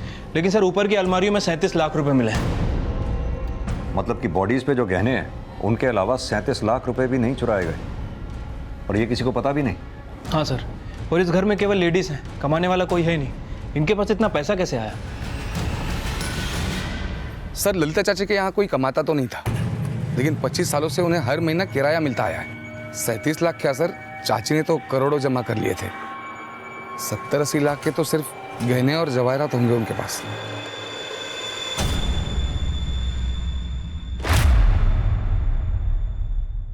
गुजरे दौर में स्वर्गीय पूरनमल तोलानी का नाम दिल्ली के रईस लोगों में आता था। उनकी सेकेंड और थर्ड जनरेशन के पास जमीन जायदाद और धन दौलत की कोई कमी नहीं थी। लेकिन सवाल यह था कि स्वर्गीय पूरनमल तोलानी की 80 वर्षीय बहू ललिता तोलानी और उनकी 3 बेटियों को सिर्फ लूट के इरादे से मौत के घाट उतारा गया था, या फिर उनके साथ साथ तोलानी परिवार के सिक्योरिटी गार्ड राजेश कुमार के मर्डर का मोटिव किसी और ही एंगल से जुड़ा था। सर तोलानी खानदान के हर घर हर कमरे की तलाशी ली लेकिन फॉरेंसिक टीम को कुछ भी हाथ नहीं लगा। लेकिन विनय, तोलानी फैमिली पे शक न करने की कोई खास वजह नहीं है। विनय, ये तोलानी परिवार के सभी मेंबर्स के कॉल डिटेल्स निकलवाओ। हमें इनसाइड आउटसाइड दोनों एंगल्स इन्वेस्टिगेट करने होंगे। 2 टीम्स बनाओ। ठीक है सर। एक टीम तोलानी परिवार के दोस्त दुश्मन सभी से पूछताछ करेगी, दूसरी टीम आउटसाइडर्स की हिस्ट्री निकालेगी। घर आने जाने वाले सभी ड्राइवर्स, हेल्पर्स, सर्वेंट्स, सबसे हमें हर पॉसिबिलिटी को खंगालना होगा। Yes sir. और हाँ विनय सर, ललिता की मंजली बेटी आंचल का कांटेक्ट नंबर पता करके उसे मिलने के लिए बुलाओ। राजेश की फैमिली को भी। ठीक है सर। तोलानी परिवार के साथ हुई इस घटना ने पूरी दिल्ली में सनसनी फैला दी। पुलिस इनसाइडर और आउटसाइडर दोनों एंगल को खंगाल रही थी। अब तक आउटसाइडर एंगल में लोकल गैंग्स को पकड़ा गया था जो उसी एरिया में एक्टिव थे, लेकिन उनमें से किसी भी गैंग का तोलानी परिवार में हुई लूट और मल्टीपल मर्डर्स में कोई हाथ नहीं था। और अब पुलिस का पूरा फोकस इनसाइडर एंगल पर था। सर ललिता की बड़ी बेटी सुनीता के फोन से हमें आंचल का नंबर मिला है, मैंने उसे इन्फॉर्म कर दिया है।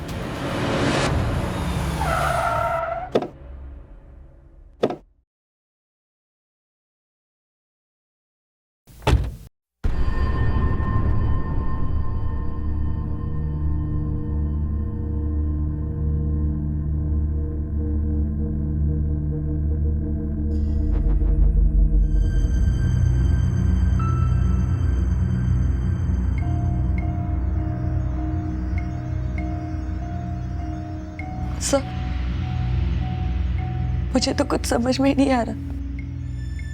अभी परसों ही मेरी उनसे बात हुई थी और सब खुश लग रहे थे।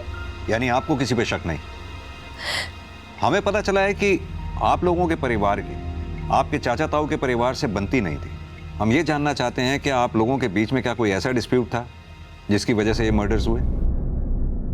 नहीं सर, ऐसा कोई डिस्प्यूट नहीं था, लेकिन उन लोगों के बीच में आए दिन लड़ाई झगड़े होते रहते थे। और अभी कुछ दिन पहले ही उन लोगों के बीच में बहुत बड़ा हंगामा हो गया था सर। नीचे उतर, नीचे उतर। क्या हो गया मैडम? ये क्या किया तूने? क्या किया? मेरे पापा की गाड़ी कैसे खराब कर ली है? हिम्मत कैसे हो गई? चाची! ये क्या कर रही हो आप? क्या कर? अरे साहब देखो, ये बुढ़िया और पागल औरत मिलकर के मेरे को मारे जा रही है उसे। सुनीता क्या क्यों गरीब आदमी पर हाथ उठा रही हो? हाँ, वो भी इतनी सी बात पर। गरीब? अच्छा, तो तूने इसको बोला होगा कि गाड़ी पे पेंट डाल दे। तू तो चिढ़ता है ना इससे? चाची मैं आप लोगों जैसे नहीं हूँ जो दूसरों बाहर वाले लोगों से अपने लोगों का सामान खराब करवा दूं। वैसे भी रखा क्या इस कार में? दिवाली आ रही है, कबाड़ में बेच दो। अच्छा, कबाड़? अब तू देखना, मेरे मरते दम तक ये गाड़ी यहीं रहेगी। देखती हूँ कौन हटाता है। सर ये सच है कि उस दिन मेरा उनसे बहुत ज्यादा झगड़ा हो गया, लेकिन सर वो वर्कर तो मुझसे भी ज्यादा उन पर खौल रहा था, जिस पर उन्होंने चांटे बरसाए। मैंने उसे समझाने की कोशिश भी की, लेकिन अगले दिन से तो वो आया ही नहीं। तो अब आप उस पुताई वाले पे शक जता रहे हैं? नहीं सर, मैं जो भी हुआ आपको बता रहा हूँ बस। लेकिन सर आप गलत मत सोचिएगा, हम में से कोई भी इतनी सी बात के लिए उनसे इतना बड़ा बदला नहीं लेगा सर। सर ये प्रकाश तो बात घुमाने में काफी एक्सपर्ट लग रहा है। सर जब खुद पे बात आई तो उन पुताई वालों का नाम लेने लगा। इस प्रकाश को ऊपर से लेकर नीचे तक तो हम नाप ही लेंगे, लेकिन विनय ये बात तो तय है कि उर्मिला परिवार का पुताई वालों से झगड़ा हुआ था और उन्होंने पुताई वाले को पीटा भी था। इन पुताई वालों को उठा के लाओ, इनसे उगलवाओ। ठीक है सर।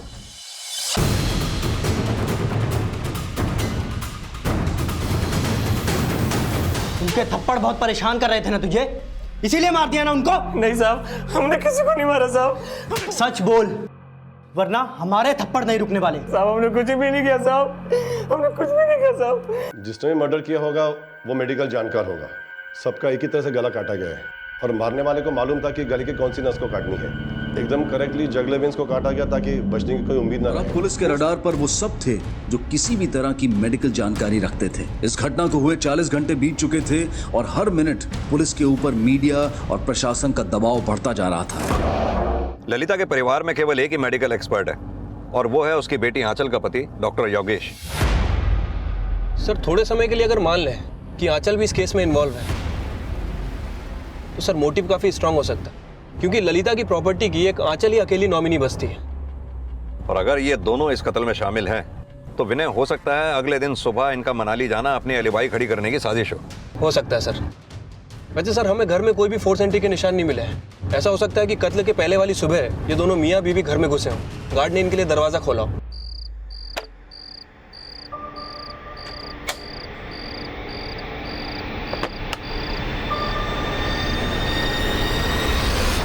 सबसे पहले इन्हें गार्ड का मर्डर किया और उसके बाद ललिता फैमिली के घर गए। ललिता की फैमिली को मारा और लूटपाट दिखाने के मकसद से एक अलमारी का सामान गायब कर दिया और बड़ी सफाई से फिर प्रकाश पे शक जताने की कोशिश की। विनय काम करो, बाकियों के साथ साथ इन दोनों मियाँ बीवी को भी अच्छी तरह से इन्वेस्टिगेट करो। ठीक है सर। कभी मायके में भी आके रह जाया कर। दिल्ली में रहते हुए 6 महीने से अपनी शक्ल तक नहीं दिखाई। अच्छा दीदी पहले प्रॉमिस करो, आप मनाली जाओगे ना तो मुझे लेके जाना, आप, मैं और जीजा जी। दीदी दीदी आप आओगे ना तो आपके घर के पास वो फेमस बालूशाही मिलती है, उसको लेकर आना। सिक्योरिटी गार्ड राजेश कुमार ललिता तोलानी और उनकी 3 बेटियों की हत्या के मामले में अब ललिता तोलानी की चौथी बेटी आंचल और दामाद डॉक्टर योगेश शक के दायरे में आ गए थे। लेकिन इन हत्याओं के पीछे जितने भी संदिग्ध लगातार सामने आए थे, पुलिस को उन सब की भूमिका पर शक था। चाहे वो रिफ्यूजीज लोग हों या पेंटिंग करने वाले वर्कर्स या फिर रौनक और प्रकाश तोलानी समेत तोलानी परिवार के सभी सदस्य। पुलिस हर एंगल को इन्वेस्टिगेट कर रही थी और अब आंचल के पति डॉक्टर योगेश से भी पूछताछ की जा रही थी। सर आपकी थ्योरी बनावटी और मनगढ़ंत है। देखिए मैं एक रिनाउंड डॉक्टर हूँ और मेरी इज्जत है सोसाइटी में, और आप कह रहे हैं कि मैंने अपने ही परिवार वालों का गला काट दिया। सर आप जो सोच रहे हैं उसमें कोई सच्चाई नहीं है। आप जो कह रहे हैं यही सच है, इस बात में कितनी सच्चाई है? देखिए आपके मानने से मैं खूनी साबित नहीं हो जाऊंगा, और अब आप मुझे यहाँ से जाने की इजाज़त दें तो बेहतर है, क्योंकि मैं यहाँ से खुद उठकर जाने की बदतमीजी नहीं करना चाहता। काफ़ी काम एंड कंपोज्ड हैं आप। आई होप हमारी अगली मुलाकात तक आपकी ये नज़ाकत बरकरार रहे। Anyways thanks, you may go now. Sir इसकी बातें सुनकर तो लग रहा है कि हमारे सवालों के लिए पहले से ही प्रिपेयर था, इसीलिए इसके और इसकी बीवी के फोन और ट्रायंगुलेशन रिकॉर्ड में कुछ भी हाथ नहीं लगा। विनय कुछ भी कहो, मर्डर काफी दिमाग लगा के किए गए। मेडिकल एक्सपर्ट कोई डॉक्टर ही हो ये जरूरी नहीं, हो सकता है आंचल के पति की गाइडेंस या फिर किसी और के इशारे पे कातिल 28 सितंबर की सुबह तोलानी परिवार के घर आया और एक साथ 5 लोगों का कत्ल कर गया।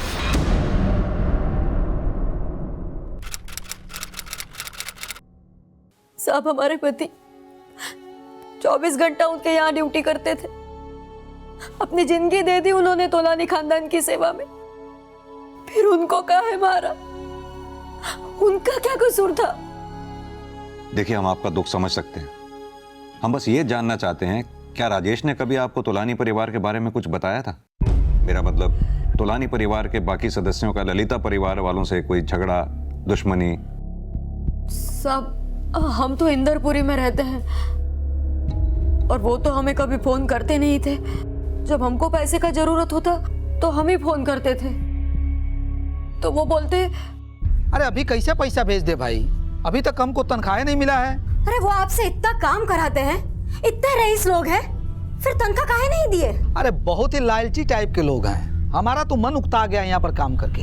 तो फिर छोड़ काहे नहीं देते उनका काम? अरे मन तो करता है छोड़ने के लिए, लेकिन जब भी ख्याल आता है ना तो सामने पूरनमल जी का चेहरा नजर आ जाता है। अब वो हमको बचपन से पाले हैं, नमक खाए हम उनका, ऐसे कैसे छोड़ दे काम? और मान लो कि अगर हम काम छोड़ देते हैं तो इस उम्र में हमको काम कौन देगा? हैं? चलो अब रखते हैं, ठीक है ना? अब जीते जी तो वो हमारे पति का खून चूस रहे थे और उनके घर डाका डालने वालों ने हमारे पति को ही जान से मार डाला।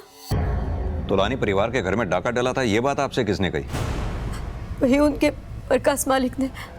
24 घंटा वो उनकी रक्षा में तैनात रहते थे, उनके लिए कितना जोखिम उठाते थे, और जीते जी वो उनकी तनख्वाह भी रोक के रखते थे, तभी वो हमको कोई पैसा नहीं भेज पाते थे। अगर राजेश आपको पैसा नहीं भेज पाता था तो फिर घर का खर्चा कैसे चलता था? सब शुरू में दिक्कत होता था, लेकिन अब हमारा बेटा नौकरी करने लगा है और थोड़ी मदद दामाद जी भी कर देते हैं। अरे सर, ये कैसी बात कर रहे हो आप? उसे सैलरी तो टाइम टू टाइम मिलती थी, और आपको पता है कितनी सैलरी थी उसको? 30,000 पगार था उसको। आप ही बताओ सर, आज के दिन में वॉचमैन को कोई 30,000 सैलरी देता है? लेकिन उसकी बीवी तो कह रही थी कि आप लोग उसे पैसे नहीं देते, सिर्फ इसी वजह से वो अपनी फैमिली को पैसे नहीं भेज पाता था। सर ऐसा कुछ नहीं था सर। सच तो ये है कि उस सिक्योरिटी गार्ड के खर्चे ही बहुत थे, बल्कि हम तो उसे राशन के लिए भी अलग से पैसे दिया करते थे। उसे कितनी बार समझाया था कि घर पे लाके राशन पका लिया करे, लेकिन वो था कि उसे काके के ढाबे से चिकन और मटन ऑर्डर करके मंगवाना था। इतना ही नहीं था सर, शराब भी पीता था, और वो भी महंगी वाली। और पूछो तो कहता था कि दिन भर काम करके थक जाता हूँ, इसलिए थोड़ी सी। मैंने पकड़ा था उसे, और जब भी पकड़ा मैंने बहुत डांटा उसे, लेकिन सर इतना डांटने पर भी उसकी आदत गई नहीं। अब आप ही बताइए सर, ये हर रोज चिकन मटन खाएगा, महंगी महंगी शराब पिएगा, तो घर में खर्चे के लिए पैसे थोड़ी देगा? सर इसी लापरवाही की वजह से यह सब कांड हुआ। मुझे यकीन है सर, जब ये सब हुआ वो जरूर नशे में होगा। अगर आप लोगों को अपने घर की इतनी चिंता थी तो रात में सिक्योरिटी के लिए दूसरा गार्ड क्यों नहीं रखा? कोई अकेला आदमी 24 घंटे ड्यूटी कर सकता है क्या? अरे सर, उसे कहाँ 24 घंटे काम था, आराम ही तो करता था। सुबह थोड़ी देर काम कर लिया, रात में पहरेदारी की, खत्म हो गया, बाकी टाइम आराम ही तो करता था। और सर उसे रात को जल्दी नींद नहीं आती थी, उसे रात को गेट के बाहर तफरी करने की आदत थी। और सर मुझे यकीन है रात को भी वो गेट खुला छोड़ के कहीं टहल रहा होगा, तभी तो उस रेफ्यूजी बस्ती के लोगों को अंदर घुसने का मौका मिल गया। ये राजेश तो अपने कर्मों से मर गया, लेकिन सर मेरी चाची और मेरी चचेरी बहन।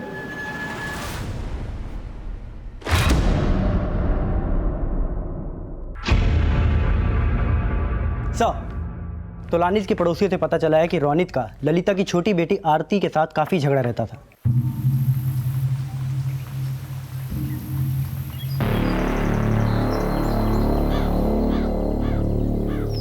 पागल आ गया तू? क्या किया तूने? छोड़ो माँ, मैं देखो। छोड़ मेरी बेटी को। देखो ताई जी इसने क्या किया, सारी टी शर्ट खराब कर दी, कल कचरा डाल दिया था, बंद करके रखा करो इस पागल को अंदर। तो पागल को पागल ही बोलूंगा ना। सर ये बात पता चलने के बाद मैंने रोनित के बारे में सब कुछ पता किया है। ये देखिए सर, मर्डर वाली रात 3 बजे तक रोनित पीतमपुरा में ही था, और मोबाइल लोकेशन के हिसाब से सुबह 4 बजे घर लौटा है। और सर पोस्टमार्टम रिपोर्ट के हिसाब से मर्डर भी तकरीबन 4 बजे से 5 बजे के बीच में हुए थे।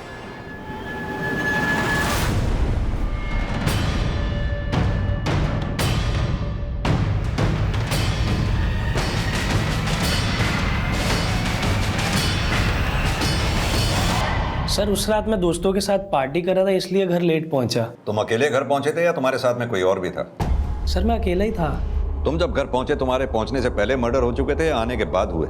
सर मैं घर पहुंचा, राजेश ने गेट खोला और मैं घर जाके सो गया।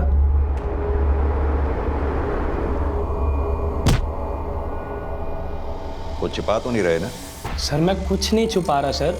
सर मानता हूँ कि ललिता ताई जी और उनकी बेटियों के साथ हमारी बोलचाल बंद थी, लेकिन सर मुझे क्या फायदा होगा उनको मार के?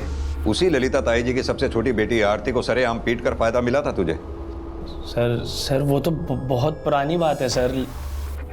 सर मानता हूँ कि मैं उन लोगों को पसंद नहीं करता था, लेकिन सर किसी भी वजह से मैंने उनको नहीं मारा सर। प्लीज ट्रस्ट मी।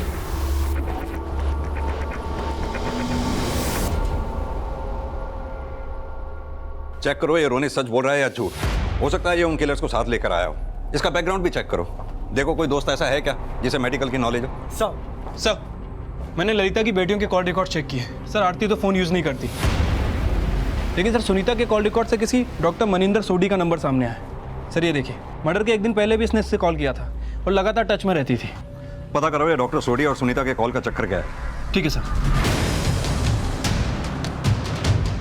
दिल्ली के करोल बाग के रिहायशी इलाके में रहने वाले तोलानी परिवार के 4 सदस्यों और उनके सिक्योरिटी गार्ड राजेश की हत्या में संदिग्ध कई थे और इस हत्याकांड में दिल्ली के डॉक्टर मनिंदर सोडी का नाम भी शुमार होने वाला था। सुनीता तोलानी और उसकी फैमिली के मर्डर के सिलसिले में आपसे कुछ बात करनी है। आप और सुनीता लगातार फ़ोन पे टच में थे ना?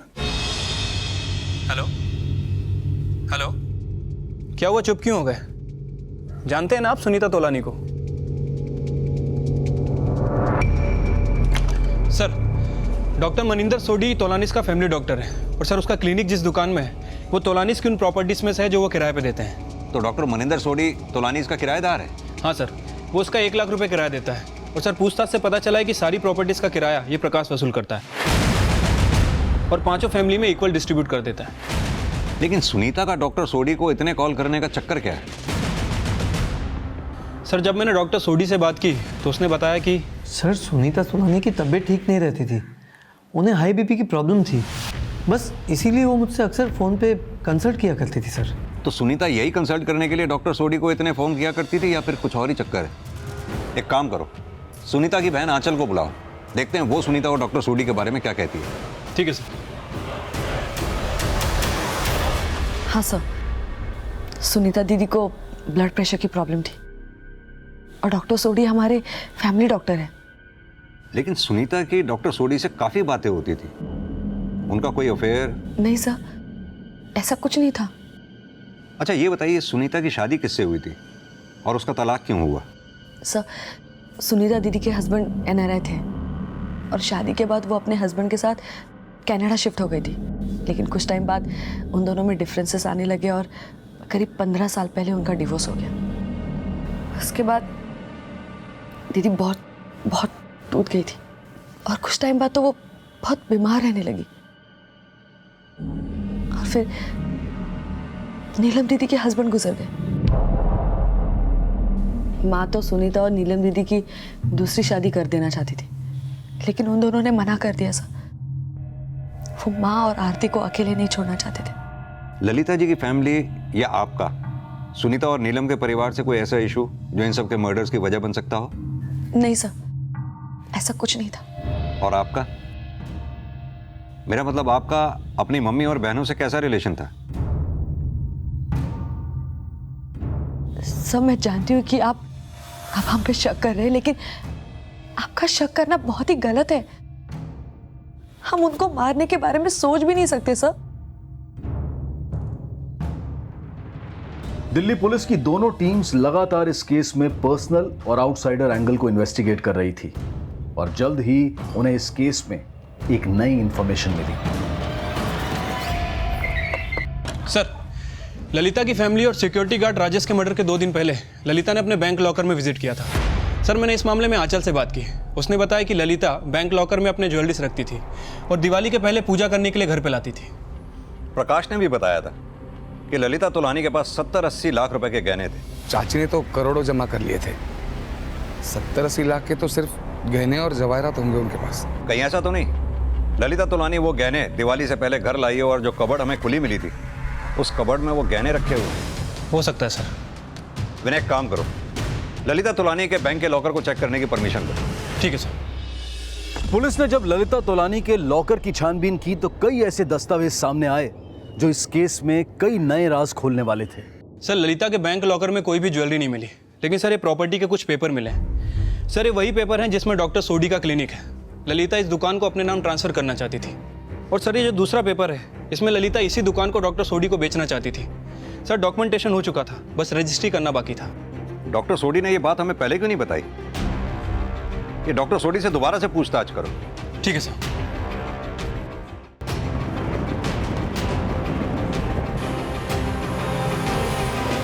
सर ये जगह किराए की है, मेरा यहाँ क्लिनिक बहुत ही अच्छी तरह से सेट हो गया था, इसलिए मैं इस जगह को खरीदना चाहता था, लेकिन तोलानीस बेचने के लिए रेडी नहीं थे।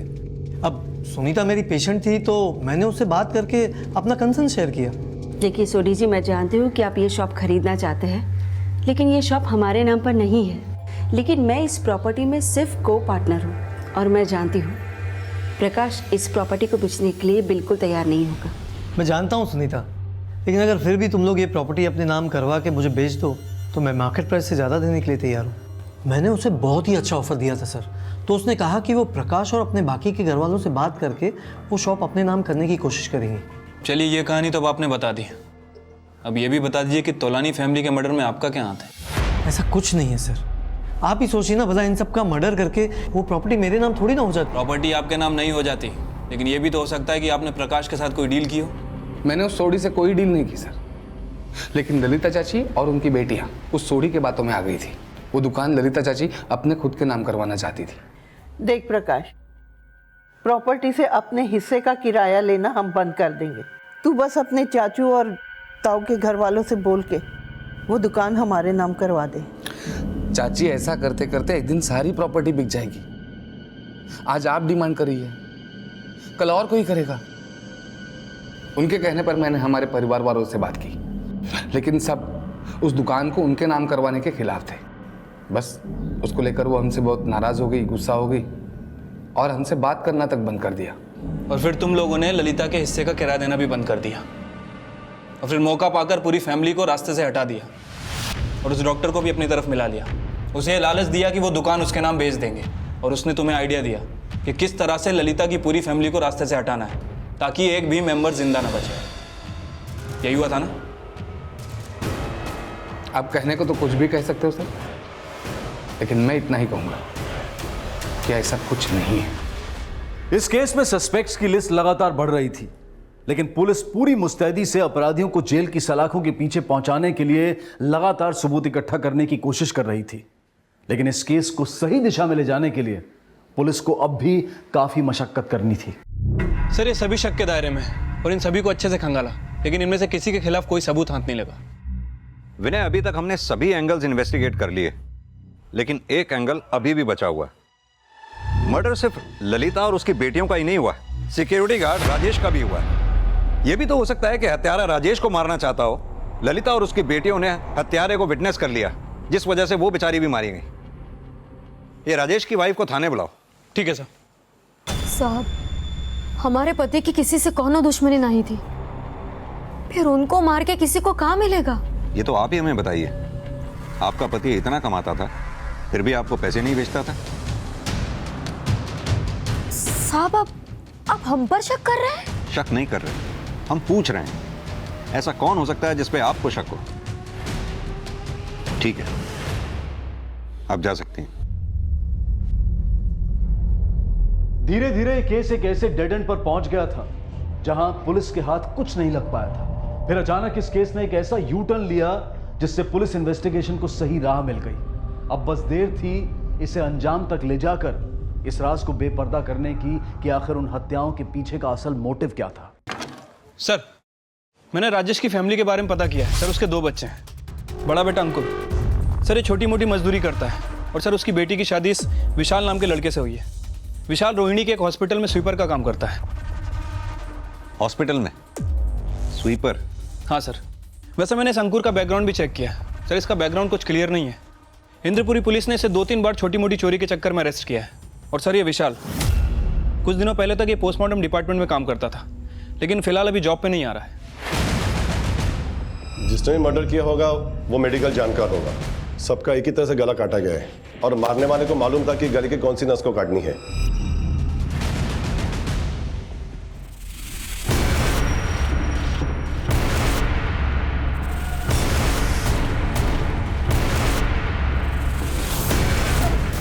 क्या किया? तुम लोगों ने मर्डर किया है। ललिता का पूरा परिवार लूट के लालच में खत्म कर दिया। सब क्या कह रहे हैं साहब आप? ये साहब हमने कुछ नहीं किया साहब। तूने अकेले ने नहीं, तेरे साथ तेरे जीजा ने भी मिलकर ललिता का पूरा परिवार खत्म कर डाला। साहब आप हमें क्यों फंसा रहे हैं? हम दोनों ने क्यों मारेंगे? 15 मिनट दे रहा हूं सिर्फ सच बोलने के लिए। बोलो, कौन सच बोलेगा? मैंने कुछ नहीं किया सर। हमें सब पता है तुमने क्या किया है क्या नहीं किया। 28 सितंबर की रात तुम दोनों ललिता तोलानी के घर के बाहर थे। तुम दोनों के फोन स्विच ऑफ थे। सर मैंने अंकुर और विशाल इन दोनों के कॉल रिकॉर्ड चेक किए। 28 सितंबर की रात इन दोनों के फोन बंद थे। तुम लोगों ने एक साथ अपने फोन स्विच ऑफ किए और ना सिर्फ ललिता तोलानी का परिवार लूटा बल्कि उनका कत्ल करके दोनों फरार हो गए।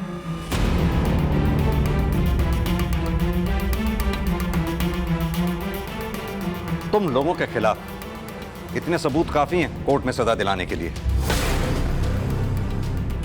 अगर खुद सच बताओगे तो शायद फांसी की सजा से बच भी जाओ, नहीं तो सीधा।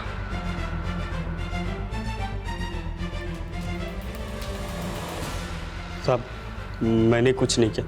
मैंने सर सब अंकुर के कहने पे किया। जो भी झूठ बोल रहे। तेरा टाइम खत्म। इसे बोलने दे। तुझे प्रसाद बाद में दूंगा। चल बोल। साहब एक बार हम लोग ससुर जी के घर पर गए थे राखी में। तुम्हारा बाप छोटी मोटी चीज नहीं है, तोनाली खानदान का गार्ड है। जानते हो वो करोड़ों में खेलते हैं। हर घर में लाखों करोड़ों रुपया कैश होता है और उसकी सुरक्षा कौन करता है? हम करते हैं, वो भी अकेले। इतनी बड़ी आसामी है तो आपको तनख्वाह काहे नहीं देते? साहब ससुर जी ऐसा बोल रहे थे तो हमने सोचा कि क्यों ना हम क्या चोरी करते हैं। हम दोनों ने मिलकर उन्हें भड़काया और ये कहा कि जब तोलानी परिवार के लोग आपको टाइम पर तनख्वाह नहीं दे रहे हैं तो क्यों ना हम उनके यहाँ चोरी करते हैं। तो वो बोले कि नहीं बेटा, हमसे ही पाप नहीं होगा। अरे पापा कब तक 24 घंटे की नौकरी में शरीर गलाओगे अपना? देखो बुढ़ापा आ गया है आपको और वैसे भी कोई नहीं पूछने वाला आपको उधर। ससुर जी मान गए और उन्होंने बोला कि ललिता के घर चोरी करते हैं क्योंकि वहाँ सिर्फ औरतें रहती हैं। और उस रात हम लोग उनके घर के लिए निकल गए और उन्होंने बोला कि जैसे ही सारे लोग अंदर चले जाएंगे वो हमें बुला लेंगे। लेकिन सर एक लड़का 4 बजे रात को आया और उसके जाने के तुरंत बाद उन्होंने हमें अंदर बुला लिया साहब।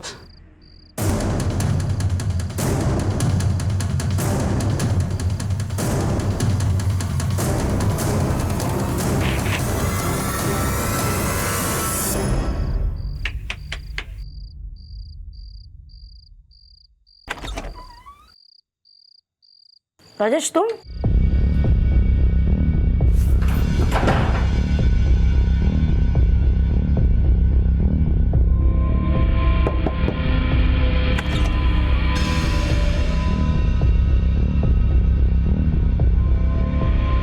एक ही अलमारी से इतना कुछ मिल गया था कि और तुरंत वहां से निकल गए।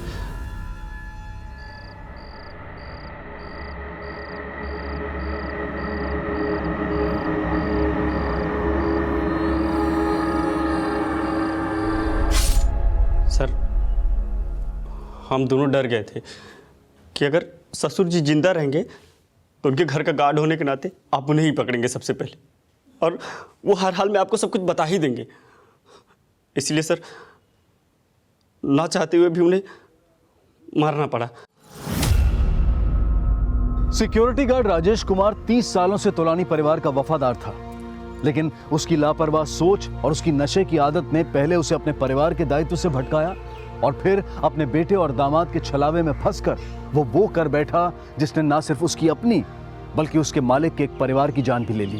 कहते हैं कि लालच एक ऐसी बला है जो अगर सर चढ़ जाए तो ईमानदार से ईमानदार इंसान का भी ईमान डोलने में देर नहीं लगती। अब मैं अनूप सोनी आपसे विदा लेता हूं, फिर मुलाकात होगी अगले एपिसोड में एक और चौंका देने वाले केस के साथ।